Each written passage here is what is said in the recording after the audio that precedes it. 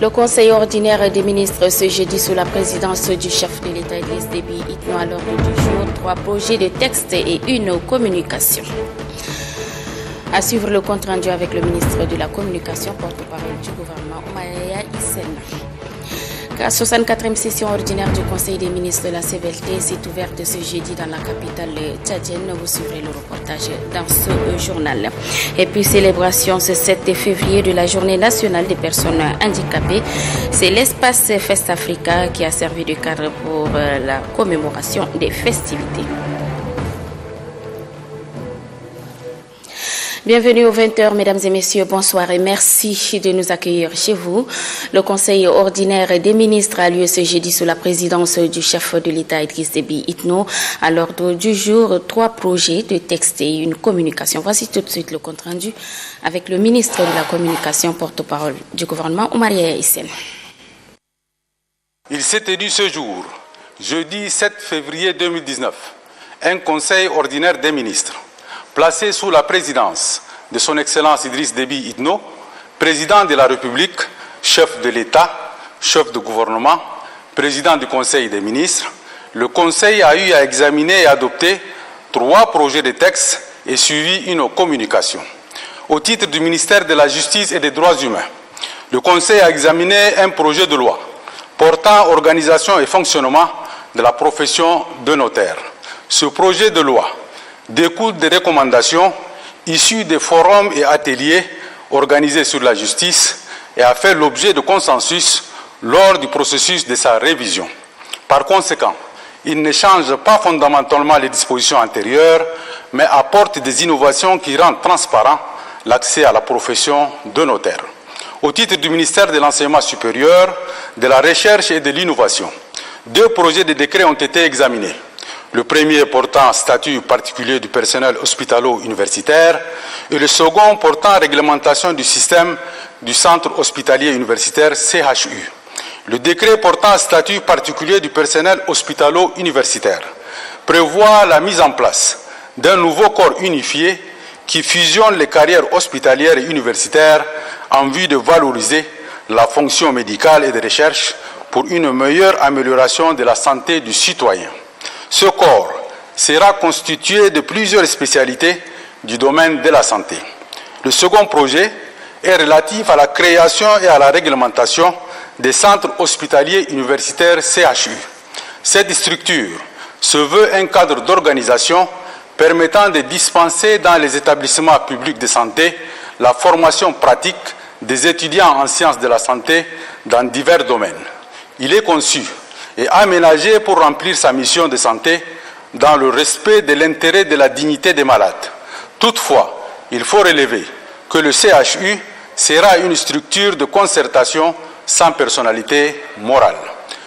Avant la levée de séance, le Conseil a suivi la communication du chef de l'État sur la situation sécuritaire qui prévaut depuis le 28 janvier 2019 aux frontières nord-est du Tchad.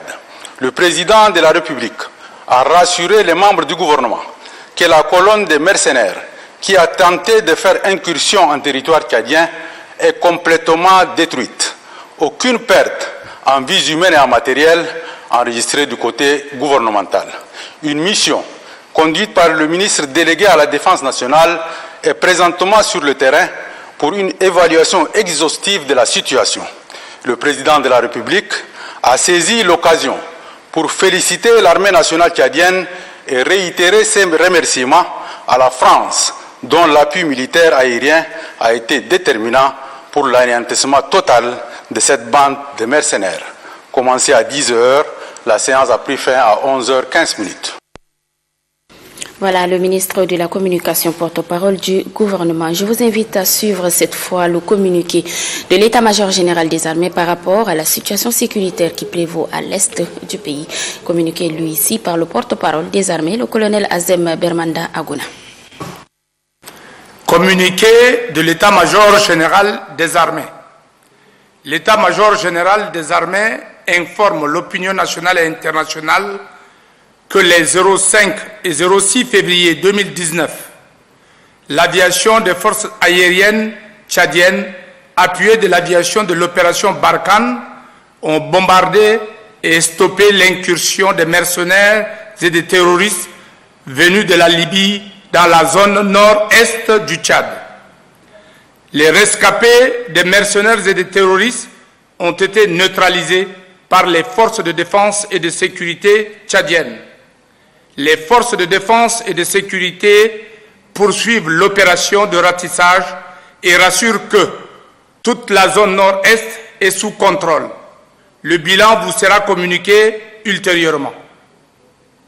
Et puis dans un point de presse cet après-midi, le président de la coalition des associations de la société civile, Mahmoud Ali Seyid, condamne cet acte terroriste et réaffirme son soutien aux institutions républicaines. Un extrait de ses propos recueillis par Adef Ahmad Benrama. Il est un secret de polichinelle que ces mercenaires sont à la solde du terrorisme international et de l'extrémisme religieux. Les Tchadiens ont connu les affres de la guerre. 2008 était là, encore vivant dans nos têtes. 13 avril 2006, ils ont souffert. Et je pense qu'à ce titre, ils ne permettront jamais à ce que le pays retombe encore dans les années ténébreuses. Ces narcotrafiquants, ces terroristes, ces mercenaires qui viennent de ce no man's land doivent raviser. Ils doivent comprendre que le sang des Tchadiens est sacré. Quiconque versera le sang des Tchadiens pour arriver à un objectif nous trouvera devant lui, nous trouvera dressé tel un mur devant lui. Nous saluons la réaction prompte des forces de défense et de sécurité, dans la mesure où elles ont réussi systématiquement à déjouer le complot terroriste international qui vient de toucher notre pays, le Tchad.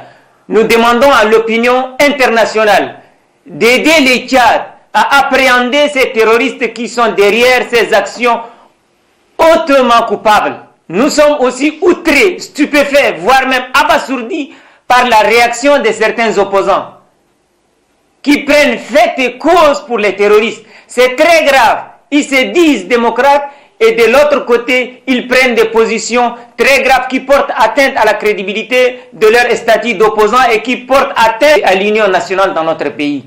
Nous, au nom de la société civile et les citoyens lambda, nous sommes tous opposés à toute forme de violence, et d'où qu'elle vienne.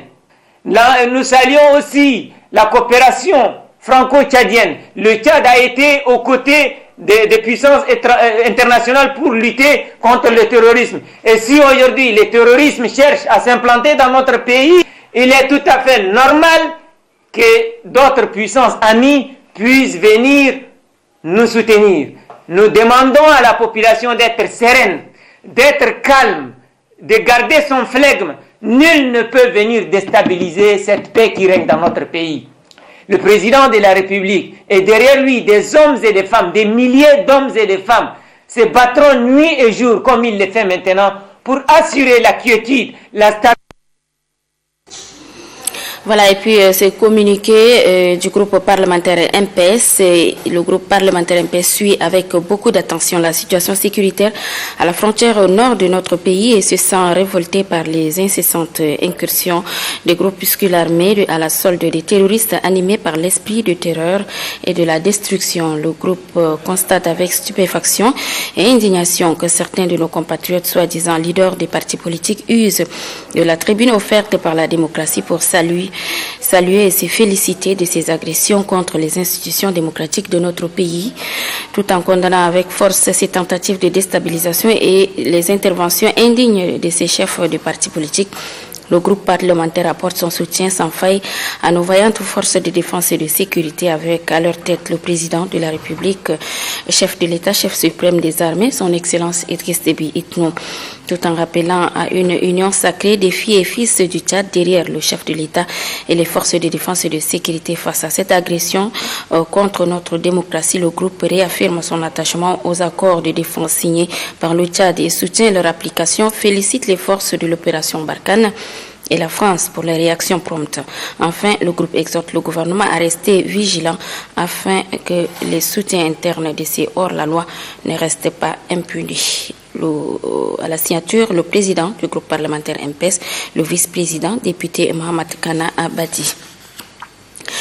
Et puis l'Union nationale des commerçants du mouvement patriotique du salut et l'OF-MPS condamne également avec la dernière énergie toute tentative de déstabilisation du pays et de remise en cause des acquis démocratiques, d'où qu'elles viennent, apportent leur indéfectible soutien au président de la République, chef de l'État, chef suprême des armées, président fondateur du MPS et à l'ensemble des vaillantes forces de défense et de sécurité, les encourage à redoubler de courage pour défendre la patrie, aujourd'hui menacée par des terroristes. Elle remercie la France pour son soutien aux autorités tchadiennes et d'user davantage et sans complexe des accords de défense et de sécurité qui la tient avec le pays. À la signature de ces deux communiqués, le président national de l'UNC MPS Abakar Tahir Moussa et la présidente de l'OF MPS Hawa Gamani. Un autre communiqué, cette fois-ci du Parti pour la démocratie et la réconciliation au Tchad. Le PDRT condamne avec la dernière énergie toute tentative de déstabilisation de notre pays par les mercenaires agissant à la solde des ennemis du Tchad. Par ailleurs, il soutient les opérations militaires engagées conjointement par les forces Barkhane et les forces de défense et de sécurité. Le PDRT apporte enfin son soutien à son Excellence, Monsieur le Président de la République, chef de l'État, chef du gouvernement, pour son effort inlassable pour le maintien de cette paix chèrement acquise. Rétablissement des relations diplomatiques entre le Tchad et Israël. La rédaction de Télé Tchad donne la parole ce soir aux religieux. Je vous propose de les écouter. Au niveau de l'entente des églises à mission évangélique au Tchad, nous saluons, n'est-ce pas, le rétablissement de cette relation diplomatique avec Israël qui a été rompue depuis 1972. Nous avons vu les avantages que notre pays pourra tirer du rétablissement de cette relation diplomatique. Donc au niveau de l'EMET, nous saluons et nous encourageons notre gouvernement à consolider, n'est-ce pas, cette relation diplomatique avec Israël. Israël reverdisse les déserts et ils assèchent les marais. La culture de raisin, aujourd'hui, Israël exporte les fruits dans d'autres pays du monde. Notez bien qu'Israël n'a ni le pétrole, n'a ni l'or, ni les diamants.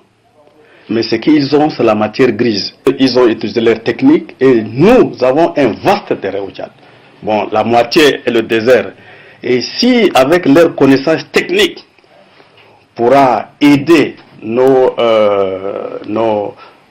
agronomes, nos conducteurs agricoles pour, disons, approfondir leurs connaissances techniques et pour que notre pays puisse bénéficier de leur savoir-faire. Également dans le domaine de sécurité, aussi dans le domaine de renseignement. Vous savez qu'Israël en matière de renseignement, c'est presque le premier pays, disons, au monde en matière de renseignement. Et on dit aussi, n'est-ce pas, la victoire militaire, le 95% dépend de renseignement. ينبغي علينا أن نعلم قبل كل شيء بحمد الله سبحانه وتعالى. Tout d'abord, l'on doit connaître que notre pays, le Tchad, a sa place sur la scène internationale.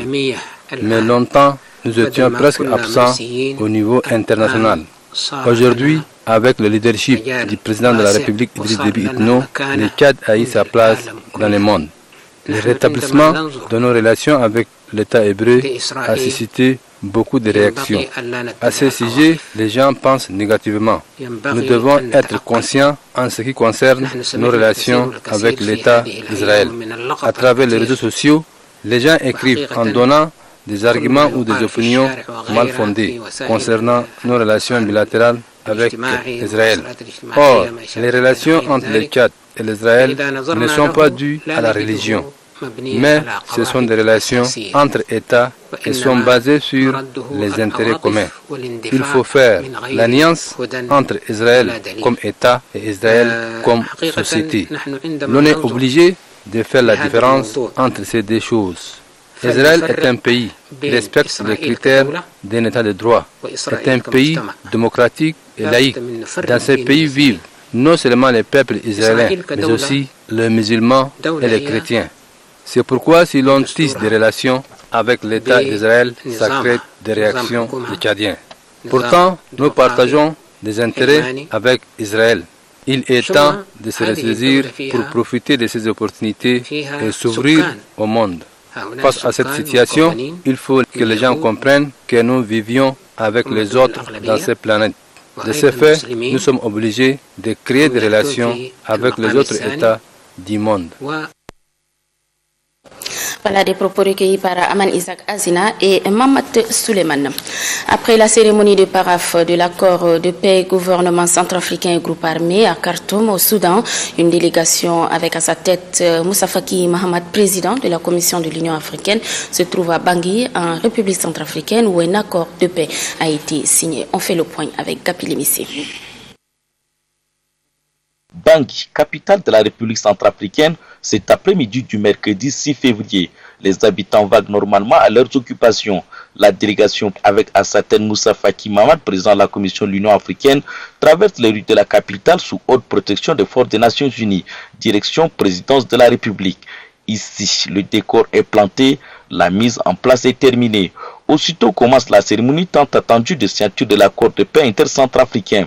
Tour à tour, représentant des 14 groupes armés, le président centrafricain Faustin Archange Touadéra, le président de la Commission de l'Union africaine, l'envoyé spécial du secrétaire général des Nations Unies pour la Centrafrique, les pays voisins et facilitateurs, parmi lesquels Chérif Mamadzen, ministre des Affaires étrangères du Tchad, chacun à son tour a signé le document sous un tonnerre d'applaudissements. L'émotion est grande, tout le pays attendait ces gestes pour que la RCA renoue avec la stabilité après plusieurs années de conflits armés. Pour Moussa Faki Mahamat, président de la Commission de l'Union africaine, la République centrafricaine revient de loin. Cet accord ne sera pas un énième comme beaucoup le pensent, mais une action d'un véritable retour à la paix, à la concorde nationale et à un développement harmonieux. Dans un long message à l'endroit de ses concitoyens, le président centrafricain Faustin Archange Touadéra n'a pas caché sa satisfaction et appelle à la mise en œuvre immédiate de l'accord. Archange Touadéra promet se rendre dans les semaines qui suivent dans les provinces, porter le message de la paix et ainsi lancer les projets de développement. Le président centrafricain n'a pas perdu de vue dans son message la question du statut des anciens présidents, la réinsertion des désormais ex-rebelles. Il s'est particulièrement félicité de l'introduction dans l'accord de l'épineux problème de la transhumance. Une première devrait-il signaler. Cet accord prévoit la cessation immédiate des hostilités sur tout le territoire centrafricain. Comme l'a si bien rappelé son président, il y a un temps pour tout. La 64e session ordinaire du Conseil des ministres de la CBLT s'est ouverte ce jeudi matin dans la capitale tchadienne. Les ministres des pays membres ont examiné et validé les documents soumis à leur approbation. Anima Matbello, reportage. Ils sont tous en N'Djamena, c'est 7 février. Les ministres des pays membres de la CBLT. À cette 64e session, ils décident de l'avenir des millions de personnes vivant dans cet espace commun. Ensemble, ils examinent les conclusions issues de la réunion des experts nationaux. Du programme de travail et budget annuel jusqu'au rapport du contrôleur financier en passant par celui de l'audit externe. Le lac Tchad, on le sait tous, fait face à d'énormes défis environnementaux et sécuritaires. L'assèchement drastique et continu du lac Tchad constitue depuis la fin des années 80 une préoccupation majeure et constante des instances dirigeantes de la Commission du bassin du lac Tchad. Face à ces défis traditionnels, que sont les sécheresses récurrentes, l'impact des changements climatiques qui ont sévi dans le Sahel ces dernières années, dont la conséquence directe est la raréfaction des ressources naturelles dans les bassins, viennent se greffer des défis sécuritaires créés par la nébuleuse terroriste Boko Haram avec ses conséquences dramatiques. La rencontre d'N'Djamena à entendre le secrétaire exécutif, Maman Nuhu, est décisive. Tous reconnaissent que 2019 est une année charnière au cours de laquelle la CBLT entend relever tous ces défis. Il s'avère donc plus que jamais nécessaire de mettre en œuvre la stratégie régionale de stabilisation et de redressement des zones affectées par la crise Boko Haram, laquelle, outre la dimension sociale et le volet développement, doit aussi englober les composantes éducatives et religieuses, avec le rôle majeur qui leur revient dans la diffusion de la culture de paix, de tolérance et de la modération. Ces assises consacrent aussi une place importante à la mise en œuvre du projet de transfert des eaux interbassins. un projet panafricain visant à restaurer le lac Tchad pour un développement durable. Et pour y arriver, les ministres des pays membres de la CBLT s'engagent à mobiliser les partenaires techniques et financiers. Et là, je vous invite à suivre le communiqué final qui a sanctionné les assises de cette 64e session des ministres de la CBLT. Après délibération, les commissaires ont par résolution numéro 3 approuvé le programme d'activité 2019 du secrétariat exécutif et le projet du budget évalué à 17 668 916 000 francs CFA, donc 15 552 564 000 francs pour le développement et 1 775 25 000 francs CFA pour le fonctionnement. Abordant le point relatif à l'accumulation des arriérés des contributions, les commissaires ont invité les États membres à s'acquitter de leurs contributions annuelles et de leurs arriérés afin de permettre une bonne mise en œuvre des activités de la Commission. Ils ont instruit le président du Conseil des ministres à écrire une correspondance aux plus hautes autorités pour l'appurement des arriérés et le paiement régulier des contributions statutaires. Sur le cas particulier de la tenue régulière des réunions statutaires dans les délais, le Conseil a décidé de trancher définitivement par rotation cette question en procédant par ordre alphabétique des pays en anglais. Ils ont également pris les résolutions suivantes. Premièrement, approbation du rapport de la 64e session du Conseil des ministres. Deuxièmement, approbation du rapport moral du secrétaire exécutif, du rapport d'activité 2018, du rapport financier 2018 et du rapport d'audit externe des comptes clos du 31 décembre 2017. Ensuite, la tenue des sessions budgétaires du Conseil des ministres au plus tard le 15 novembre. Et enfin, l'autorisation d'ajustement de l'organigramme et le recrutement du personnel additionnel. Voilà des propos recueillis par Ali Mamat Bello. La suite de cette édition, Sinafet et GIF édition 2019. Une rencontre préparatoire a lieu hier après-midi au siège du mouvement patriotique du Salut entre la ministre de la Femme et l'organisation des femmes du mouvement patriotique du Salut. Objectif échanger avec celle-ci pour mieux planifier les activités. Christelle Garlemdala.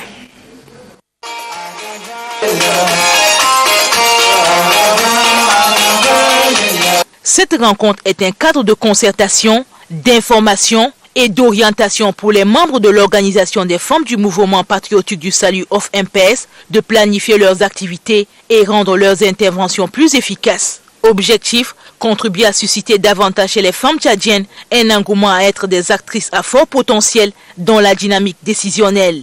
Lors de notre entrée politique, Madame la Première Dame, Madame Hinde Déby, a bien précisé dans son discours, pour nous les femmes, au lieu de 52%, nous sommes 56%. Mais ces jours-ci, on va montrer à tout le monde, on va montrer à l'opinion nationale comme internationale, nous les femmes de l'OFMPS, nous sommes présentes et nous allons fêter et organiser notre fête nationale.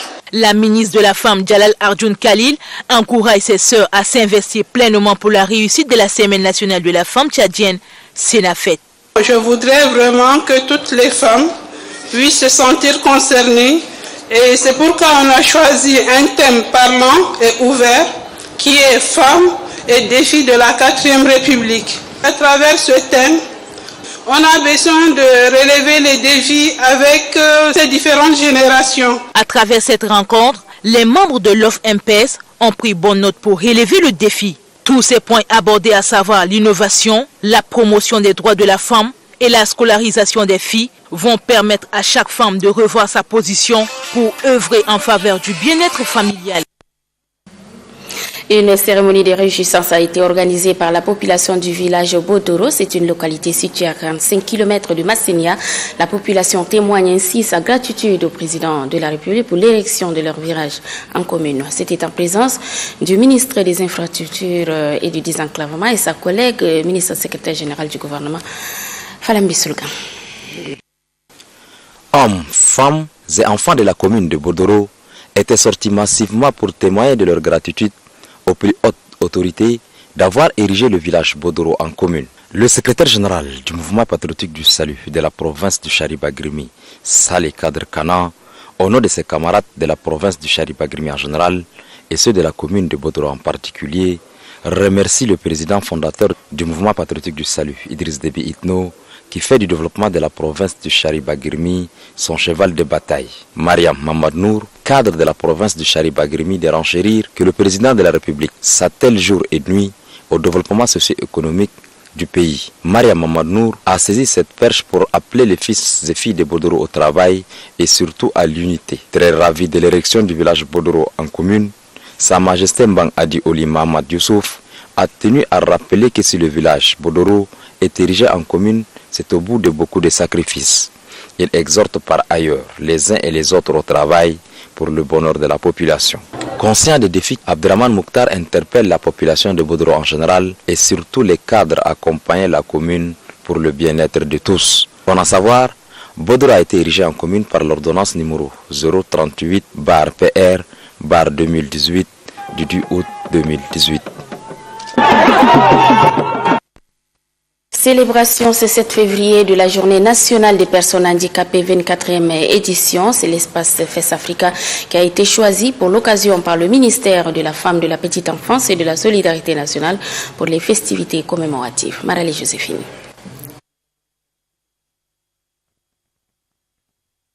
Autonomiser la personne handicapée pour un développement inclusif et durable.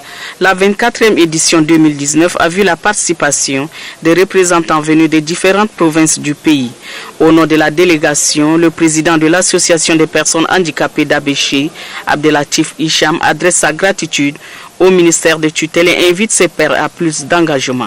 L'adjoint à la coordination des opérations humanité et inclusion, Askem Nekwala Paulin, en tant que partenaire, assure les personnes handicapées du soutien de son institution.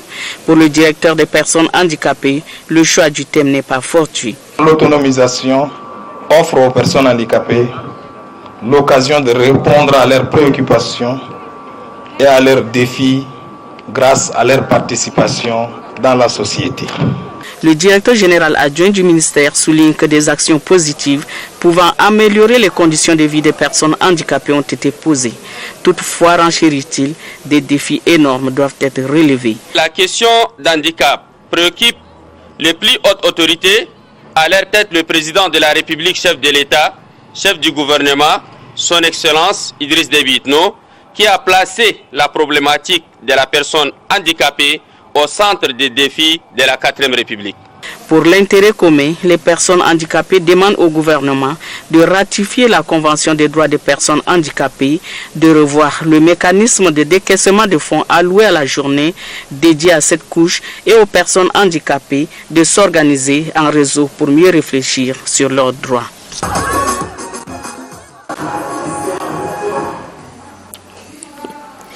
La 24e édition de la Journée nationale des personnes handicapées a également été fêtée à Moundou, dans le Logone occidental. Ahmad El Hissène Ahmad.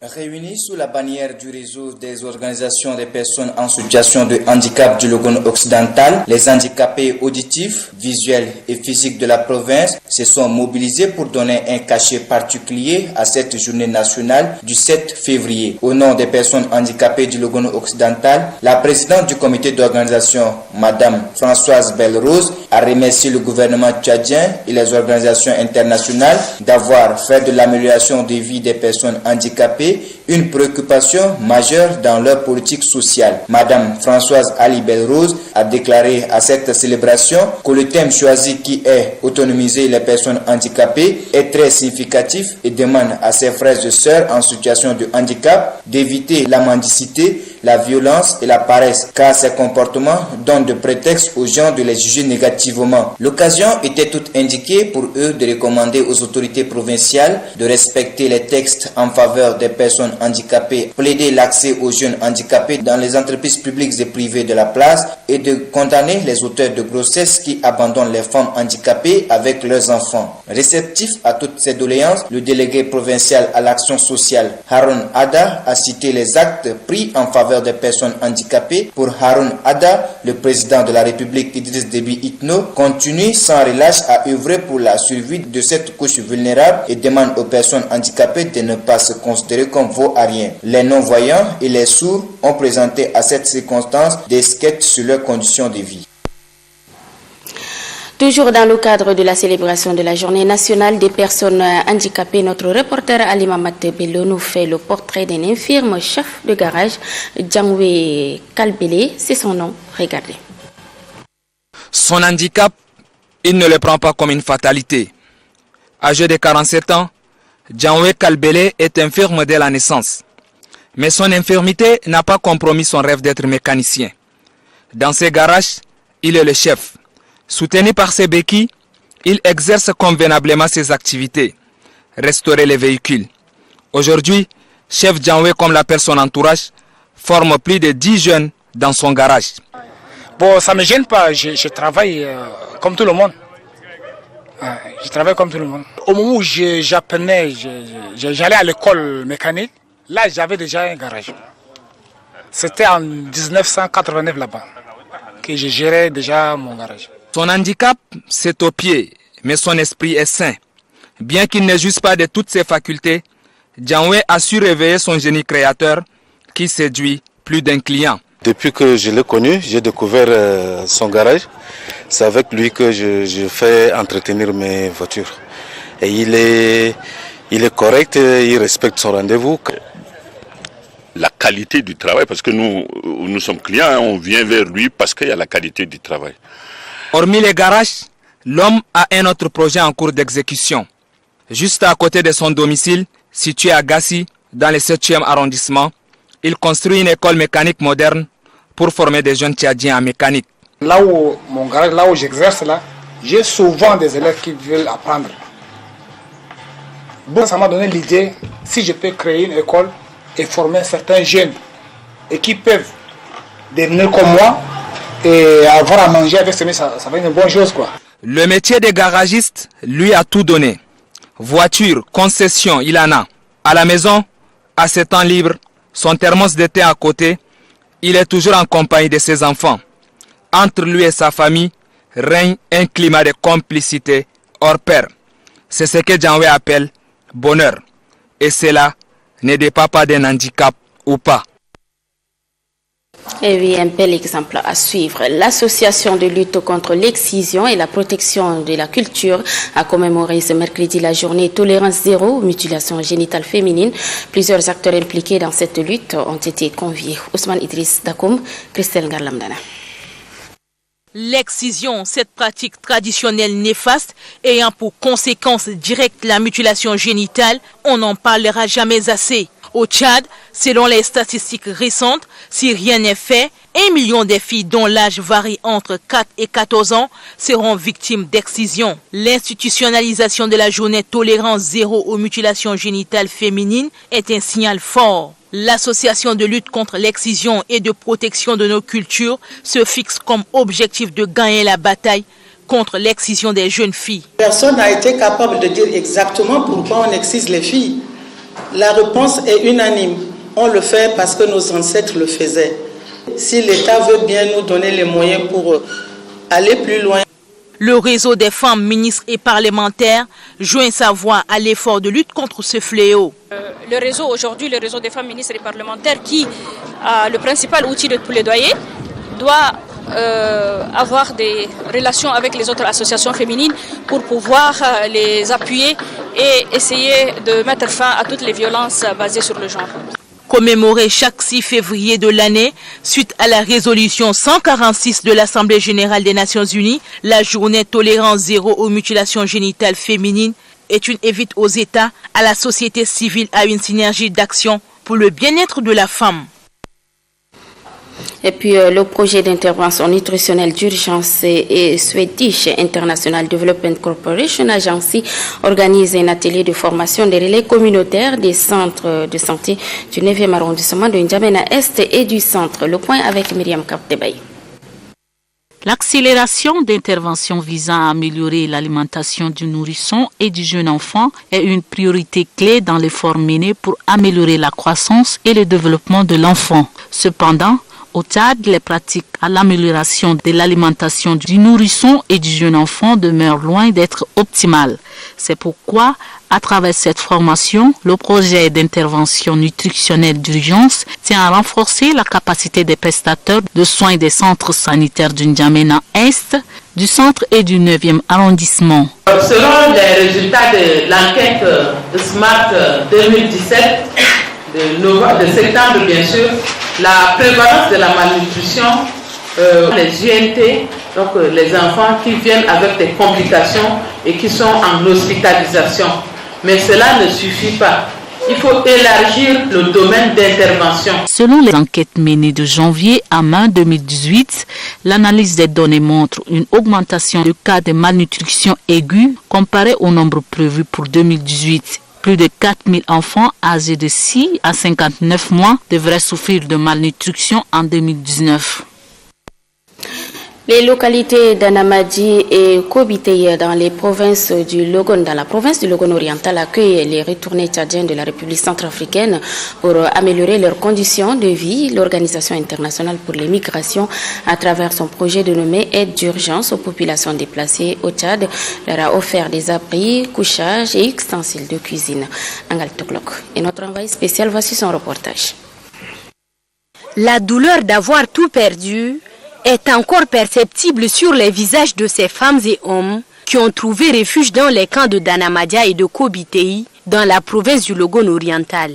Ce sont des survivants de la guerre en Centrafrique, des Tchadiens qui ont regagné leur terre natale.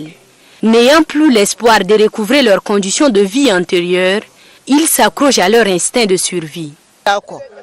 En Centrafrique, je pratiquais l'agriculture et le commerce. Dans ma fuite, j'ai tout perdu, ma famille et même mes biens.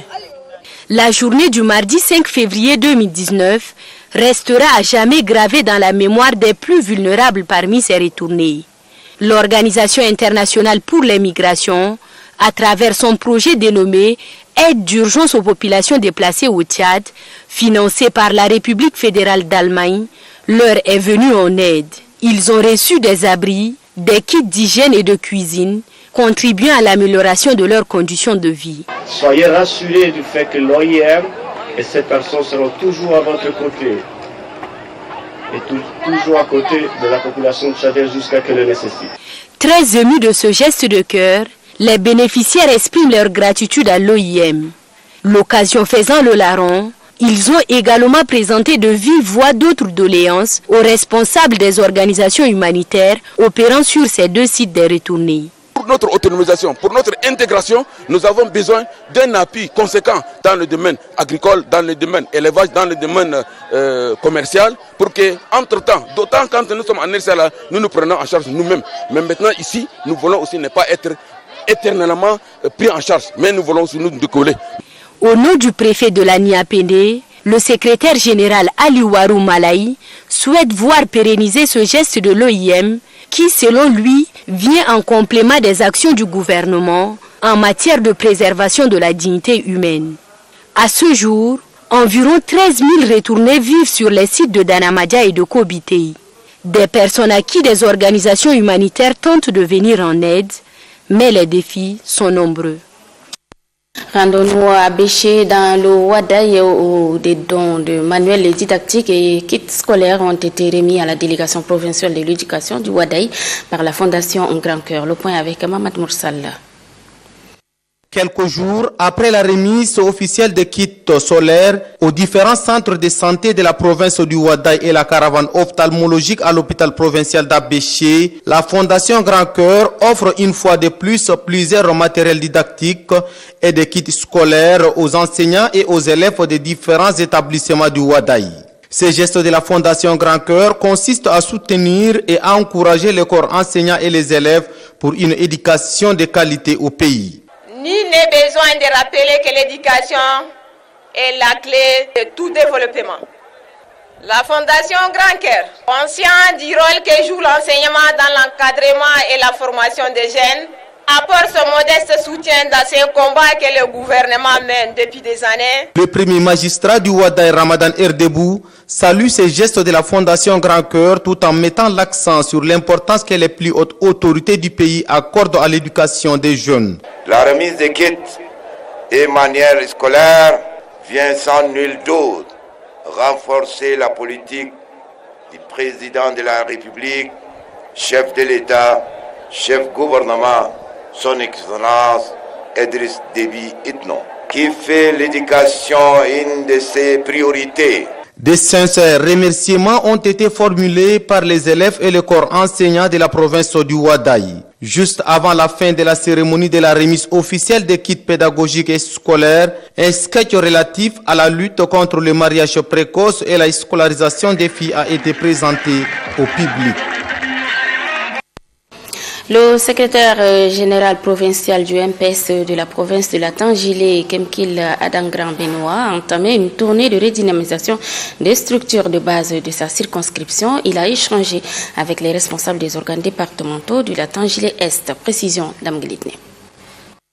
Redynamiser les différentes cellules de base du MPS dans la Tangilé pour l'affront des échéances électorales en vue. C'est le mobile de la tournée du secrétaire général du MPS de la dite province Kemkil Antangra Benoît. À Laï, il échange avec les membres du bureau départemental de la Tangilé-Est du MPS et quelques cadres du dit parti. C'est une rencontre de concertation, de mobilisation et d'exhortation de tout un chacun de nous pour qu'on soit des hommes et des femmes avertis pour aborder les échéances qui pointent à l'horizon. Kemkil Adagra Benoît et ses camarades de la Tangilé-Est ont passé en revue toutes les questions d'actualité inhérentes à la vie du parti et celles du pays. En ce qui concerne précisément les élections législatives et communales en cours qui ont fait l'objet d'adresses du président de la République Idriss Déby Itno à la nation, le SG du MPS de la Tangilé appelle les responsables des organes de base du MPS à un travail minutieux afin d'adopter des stratégies de sensibilisation et de communication qui confirmeront selon lui la suprématie du MPS en termes des élus dans la Tangilé.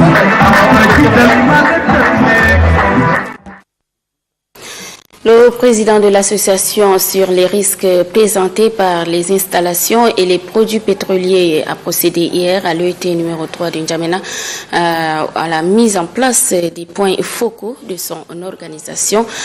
On fait le point avec John Dinestor.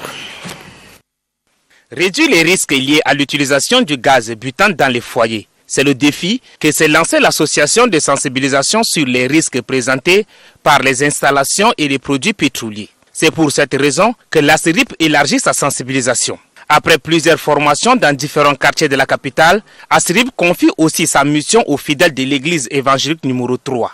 Ici, elle installe les points focaux qui continueront la sensibilisation auprès des frères et sœurs sur ce produit.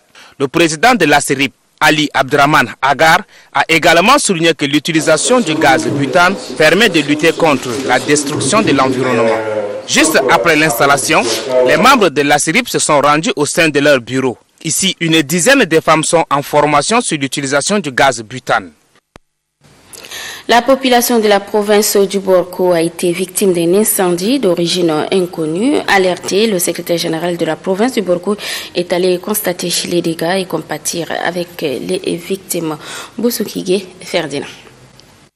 Informé de la situation, les autorités provinciales, à leur tête le secrétaire général de la province du Borco, Abakar Issendigui, se sont rendus sur le lieu constater les dégâts causés par cet incendie.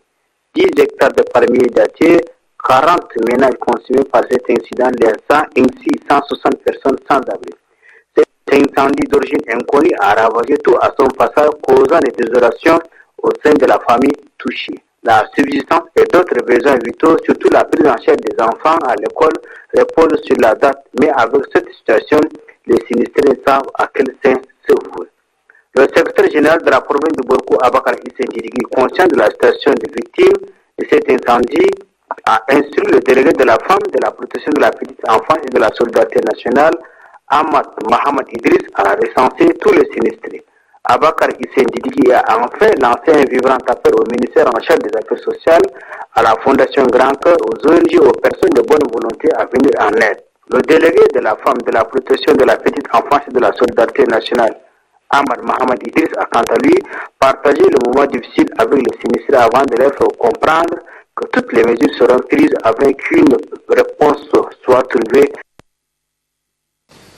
Voilà, mesdames, messieurs, ainsi s'achève cette grande édition du journal. Merci de l'avoir suivi. Demain, vous serez en compagnie d'Elvis Tabo. Je vous dis au revoir et à très bientôt sur la chaîne nationale. Bonsoir.